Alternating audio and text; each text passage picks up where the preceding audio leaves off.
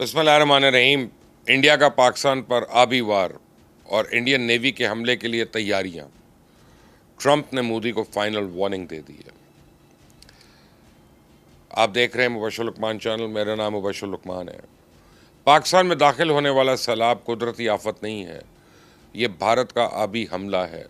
नदी नालों और दरियाओं में हालिया तुगयानी को मैं मौसमियाती तब्दीली का शाखसाना नहीं मानता। असल कसूरवार तो इंडिया है, जो मौसम के बदलते हुए पैटर्न को मुसलसल नज़रअंदाज कर रहा है। इसी ने हिमाचल प्रदेश में अभी तक पानी ज़ख़ीरा करने की अपनी सलाहियत नहीं बढ़ाई है। आप इनकी नलायकी देखें कि रावी, सतलुज और ब्यास के सैलाबी रेलों ने इंडियन पंजाब में दर्जनों बंद तोड़ डाले हैं। सरहद पार हज़ारों एकड़ फसल ज़ेर आब है। सैकड़ों आबादियाँ पानी में डूब चुकी हैं और अब ये पानी नारोवाल, सियालकोट, गुजरात और कसूर में तबाही मचा रहा है। सिंध-तास मुआहदे के तहत इंडिया को मिलने वाले तीनों दरिया पाकिस्तान के वसी इलाके को बर्बाद कर रहे हैं। अपने सामने आने वाली हर शय को बहाते हुए ले जा रहे हैं।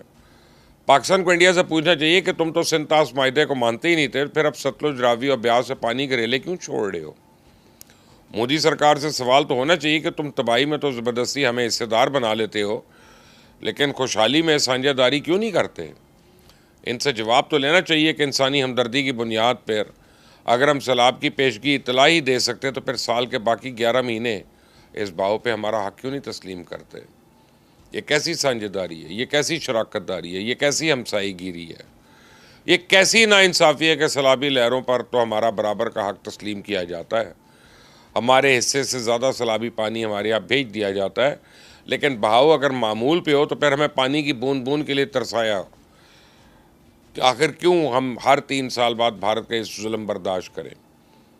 इंडिया की इस आबी जारियत को सामने हमें कभी ना कभी तो बंद बांधना होगा। क्या हमारा यही मुकद्दर है कि हम हर साल सैलाब के थपेड़े बर्दाश्त करें? हमें सतलुज, रावी और ब्यास के कुदरती बहाव में अपने हिस्से का पानी पूरे साल मिलना चाहिए। हमें स्वार्थी सतह पर इंडिया से अपने हिस्से का पानी का मुतालबा करना चाहिए। इंडस वाटर कमीशन से रुजू करना चाहिए और सालिसी अदालत समेत तमाम आलमी फोरम्स में इस मसले को उठाना चाहिए। मैं तो कहता हूँ कि 31 अगस्त को शैतान मोदी शंघाई कॉन्फ्रेंस शिरकत के लिए बीजिंग जा रहा है। वज़ीर-ए-आज़म शहबाज शरीफ को चाहिए इस कॉन्फ्रेंस में भारत की इस आबी जारियत का मसला उठा लें। पिछले कई साल से भारत सैलाब को जंगी हरबे के तौर पर इस्तेमाल कर रहा है। हमारा दुश्मन इस कदर कमीना, बुज़दिल और मक्कार है कि वह अमन के लिए भी जंग को ज़रूरी समझता है। भारत के chief of defence staff general Anil Chauhan ने कल एक सेमिनार से खिताब करते हुए कहा कि अमन के लिए जंग ज़रूरी है। इसे भारतीय सेना को अपनी सारी तवानाई जंगी तैयारियों पर सर्व करनी चाहिए। इसी डॉक्ट्रिन के तहत ये लोग रोज़ किसी न किसी मिसाइल के टेस्ट करते हैं। अपने इसी जंगी जुनून के सबब ये लोग रोज़ाना किसी न किसी मुल्क से हथियारों का सौदा करते हैं। इंडियन नेवी ने तो अभी कल 2 नए जंगी बेड़े जो हैं अपनी फ्लीट में शामिल किए हैं। शैतान मोदी का चेला राजनाथ सिंह बड़े फ़ख्र से इन जंगी बेड़ों को मेड इन इंडिया कहकर अमेरिका का मजाक उड़ा रहा था। आप इस बुज़दिल की डींगें सुने, फिर इसके बाद मैं आपको अगली कहानी सुनाता हूँ। आज आपने स्वदेशी F-35 वारशिप लॉन्च कर दिया है। दुनिया में एक देश के पास हवा में उड़ने वाला F-35 है। आपने समुंदर पर दौड़ने वाला F-35 बनाकर दिया है, वह भी मेड इन इंडिया है। आप सबको मेरी तरफ से बधाई। आपने भारतीय वज़ीर दिफा का भाषण सुना? इसके तेवर तो मानसून से भी ज़्यादा खतरनाक दिखाई दे रहे हैं। ये बातें F-35 की कर रहे हैं, लेकिन मुकाबला JF-17 थंडर का भी नहीं कर सकते। इनकी असल औकात यह है कि ये अपनी मिसाइल स्टोरेज फैसिलिटी को भी खुफिया नहीं रख सकते। पहले मार्का हक के दौरान हमारे शाहीनों ने ब्यास के मकाम पर इनका मिसाइल डिपो उड़ा दिया था। अब बिहार में इनका दूसरा डिपो भी है, वो बेनकाब हो चुका है। कमाल ये कि इसका सुराग किसी खुफिया एजेंसी ने नहीं लगाया, बल्कि गूगल ने भारतीय सेना का ये राज दुनिया के सामने फाश किया। गूगल अर्थ ने सारे के इलाके की तस्वीर इंटरनेट पर डाल दी हैं। आप अपनी स्क्रीन पे सेमिनेशन डैम की तस्वीर देख सकते हैं। इमारत के आसपास इंतबाही बोर्ड्स भी लगे देख सकते हैं। ये तो हाल है इनकी सिक्योरिटी का, ये तो आलम है इनकी जंगी तैयारियों का। ये अपना एमिनेशन डंप तो छुपा नहीं सकते, जंग खाक लड़ेंगे। इनकी इसी नलायकी की बदौलत सदर ट्रंप रोज़ाना मोदी को झाड़ पिलाते हैं। आज उन्होंने एक नया इंकशाफ किया है। वो दावा कर रहे हैं कि उन्होंने तो जंग बंदी के लिए मोदी को जब फ़ोन किया तो उसे 24 घंटे की मोहलत दी थी, लेकिन बुज़दिल ने 5 घंटों में ही हथियार डाल दिए और जंग बंदी का ऐलान कर दिया। सुने प्रेसिडेंट ट्रंप के साथ मजे ले लेके मोदी की बुज़दिली का किस्सा सुना रहे हैं। Just like India and Pakistan, we're going to end up in a nuclear war if I didn't stop them. You know, it's sort of strange. I saw they were fighting. Then I saw 7 jets were shot down. I said, that's not good. That's a lot of jets, you know. $150 million planes were shot down.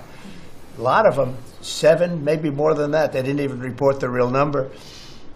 And I'm talking to a very terrific man, Modi of India. And I say, what's going on with you in Pakistan? Then I'm talking to Pakistan on trade. I said, what's going on with you in India?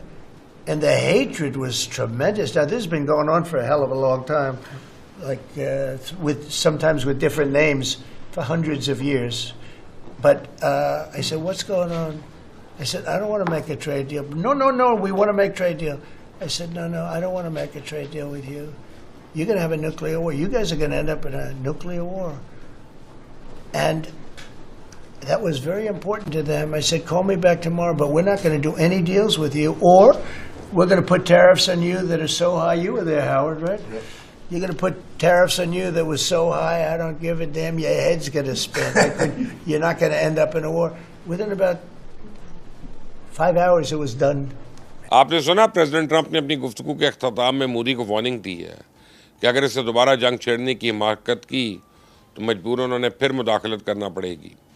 इसका मतलब है कि operation सिंदूर के दूसरे round का अंजाम भी पहले राउंड जैसा होगा, यानी कि मोदी को अपना ही थूका 2 बार चाटना होगा। मैं आपको बताऊं कि ज़िल्लत आमेज़ पैगाम के जवाब में मोदी ने क्या रद्द-ए-अमल दिया। इस कमीने की खुद अपनी ज़ुबान से तो ट्रंप को जवाब देने की हिम्मत नहीं। इस बुज़दिल ने इंडियन वज़ारत ख़ारजा के ज़रिए एक बयान जारी करवाया कि 6 से 11 मई के दौरान प्रधानमंत्री मोदी ने सदर ट्रंप की कोई कॉल रिसीव ही नहीं की है। तो अपनी स्क्रीन पे एक जर्मन अखबार की ये खबर देखें। इस खबर के मुताबिक पिछले चंद हफ्तों के दौरान सदर ट्रंप ने 4 बार मोदी को फ़ोन कॉल की, लेकिन मोदी ने हर बार फ़ोन कॉल रिसीव करने से इनकार कर दिया। तो गोदी मीडिया कल से पूरी दुनिया को मोदी का ये कारनामा सुना रहा है। मुझे तो समझ नहीं आ रही कि ट्रंप की फ़ोन कॉल्स के हवाले से मैं इंडियन वज़ारत ख़ारजा के बयान पर एतबार करूँ या गोदी मीडिया के दावों को दुरुस्त तस्लीम करूँ। चलें, अपने दिल पर हाथ रख के आप मुझे बताएं, क्या मोदी में इतनी जुर्रत है कि वो प्रेसिडेंट ट्रंप का फ़ोन सुनने से इनकार कर दे। इसने तो आज तक किसी जलसे जुलूस में सदर ट्रंप का तैयारा करने की बात का जवाब नहीं दिया। हत्ता कि लोकसभा में लोग इससे पूछते रहे कि बताओ ट्रंप के दावे दुरुस्त हैं या गलत, लेकिन ये राक्षस वहाँ पे भी आएँ बाएँ शाएँ करके निकल गया।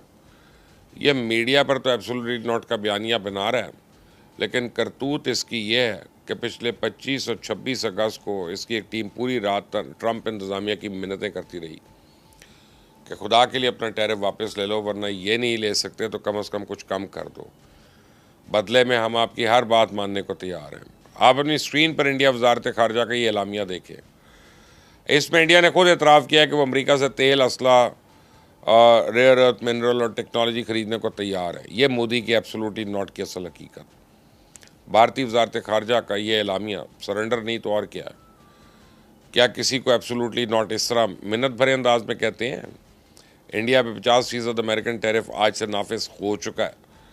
मैं आपको इंडियन मीडिया की एक रिपोर्ट सुनवाता हूँ, सुने ज़रा गोदी मीडिया अपनी टेक्सटाइल और लेदर फैक्ट्रियाँ बंद होने पर कैसे मातम कर रहा है। तिरुपुर, नोएडा, सूरत में एक बार फिर मैं बता रहा हूँ, टेक्सटाइल प्रोडक्शन ठप पड़ गया है। भारतीय निर्यात संघ FIEO ने चिंता जाहिर की है। FIEO ने सरकार से फौरन दखल देने की अपील भी की है। ब्रेकिंग न्यूज़ ये है कि शैतान मोदी इस टैरिफ से बचने के लिए आखिरी वक्त तक हाथ पांव मारता रहा।